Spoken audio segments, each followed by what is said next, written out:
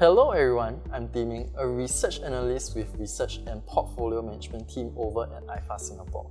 Today I have with me Pierre Chartres, who is the investment director for M&G's fixed income team. We are extremely glad to have him today to share with us some of M&G's view regarding the fixed income outlook.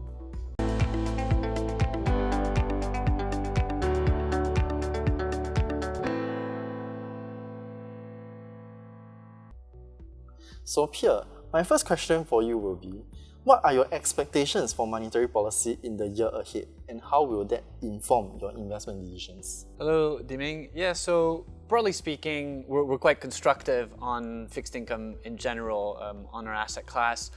We are at a point today where, if you take the US, for example, interest rates are quite high, 5.5% in the US with the Federal Reserve. And yet inflation has come down quite dramatically, right? From close to 10% a year ago to 3.1% today. So we've had quite a meaningful move in inflation. We're not yet at the Federal Reserve's 2% target, but we're not a million miles away anymore. So historically, high interest rates, low inflation, and falling inflation has always been a good time to go into fixed income, a great entry point into the asset class. You want to buy the asset class when interest rates are high, yields are high, and inflation is coming down. So that macroeconomic backdrop, again, of high interest rates and low inflation, again, makes us quite constructive on fixed income. Central banks are in a good position to start cutting interest rates over the course of 2024. Now, we may see some differentiation across geographies in the US, in Europe, and the UK. But broadly speaking, central banks are in a much better position today versus where they were a year ago, because finally inflation is under control. And from a fixed income investor's perspective, when inflation is under control, again, yields are quite attractive, whether it's government bonds or corporate bonds. That means that we're set up for a very good year in 2024. Having yields being attractive is always a good point for investors to take note of. So coming to my second question, how quickly will inflation fall in a year ahead, and will persistently high inflationary end rates mean we will see a marked slowdown in major economies in 2024? So, as I was saying, inflation has come down already quite a bit. Now, it has been volatile.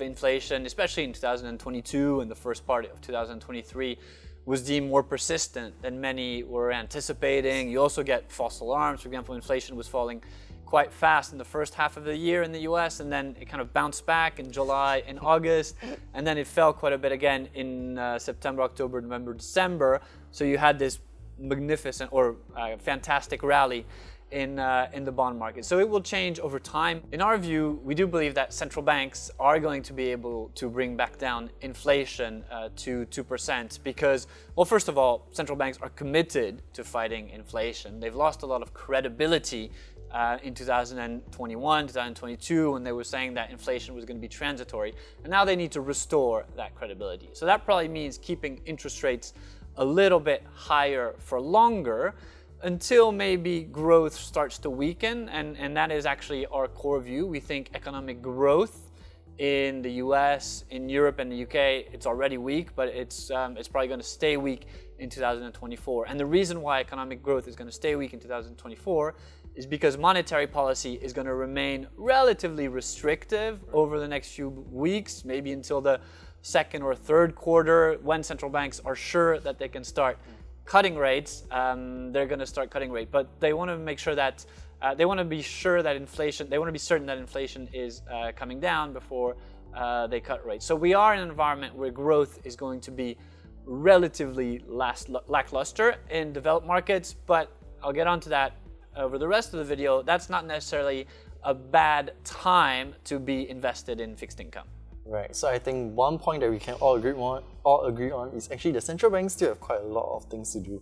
So coming to our next question, how do you treat any slowdown or global recession? Yeah, so the great thing about the fixed income markets is markets actually perform relatively well even when growth is low, or even when growth is even if we go through a mild recession, for example. If you look at equity markets, typically when consumption is low, when investment and low, earnings are going to come down, and that might not be a good thing for equity markets. That'll be a headwind for equity markets. In fixed income, if economic growth is low, that means that central banks can move to a more normal monetary policy, to a more accommodative monetary policy. And that means they can cut rates quite aggressively. And that's a very good thing for government bonds. So if you look at the optimal income strategy, so that's the environment that we're looking for the rest of the year, an environment of low growth, even a mild recession, where central banks have the capacity to cut rates potentially in the second half of the year. And again, that bodes well for fixed income. If you look at the optimal income strategy, the best way to position for this is to be overweight government bonds, which we are today. We have a big overweight in government bonds. That's US Treasuries, for example, but also European government bonds, because as interest rates fall, government bonds should do well. In addition to that, within corporate bonds, which is the other area that we can invest in within the optimal income strategy, we stay higher up in quality. So we're buying large multinational bonds of the strongest, most resilient companies, just in case a significant economic downturn or even a mild recession, as I said, comes. Those companies will be quite strong, and owning the debt of those companies, you'll still be safe and we'll still be able to generate quite attractive returns by investing in these companies. I think those strategies are really very good, insightful information for our investors. So coming to our next question again, how aggressive will central banks be around the world, be it the Federal Reserve or the European Central Bank, be in response to the falling inflation and also potentially a slowdown? So it really depends on, I guess, a variety of things. How fast is inflation falling? Because we've seen that inflation has already fallen quite quickly, yet central banks haven't cut rates yet, because you're still above the 2% target, essentially, maybe 3.5% across the world. There is also another factor that is important. If you take the Federal Reserve, for example, in the US, it has a dual mandate. It must keep inflation close but below 2%, but it also seeks maximum employment. So the central bank needs to balance between inflation and economic growth, essentially. As long as labor markets in the US remain relatively tight, as long as economic growth is relatively resilient and inflation doesn't increase again, central banks can afford to be patient, in our view. They don't need to cut rates aggressively unless, again, you get a recession and unemployment rate, which is about 3.7% in the US. If it goes to 6, 7, 10% in the US, or same thing in Europe, that's when you'll see central banks hiking quite aggressively in the second half of the year. But we're not there yet. We'll have to see what happens. In our view, as I said, they're going to be relatively patient, central banks, so they want to be certain that inflation is coming down. But that will open the way for potentially still relatively aggressive interest rate hikes in the second half of the year. And as I said before, that's still an area where you want to own government bonds. Right. So leaving the best question for the last, what will be the impact on US, European bonds as a result, and what is your preferred exposure?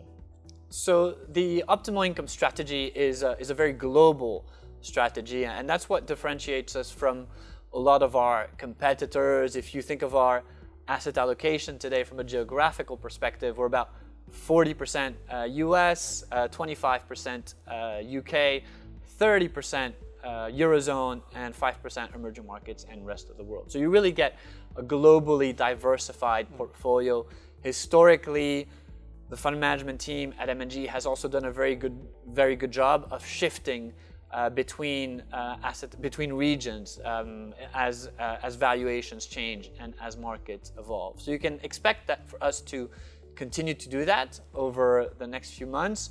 The way we are positioned today is, again, for an environment of relatively weak growth and lower inflation. We like government bonds. Our biggest holding is essentially US Treasuries, although we also do have some UK gilts in there, some French government bonds as well.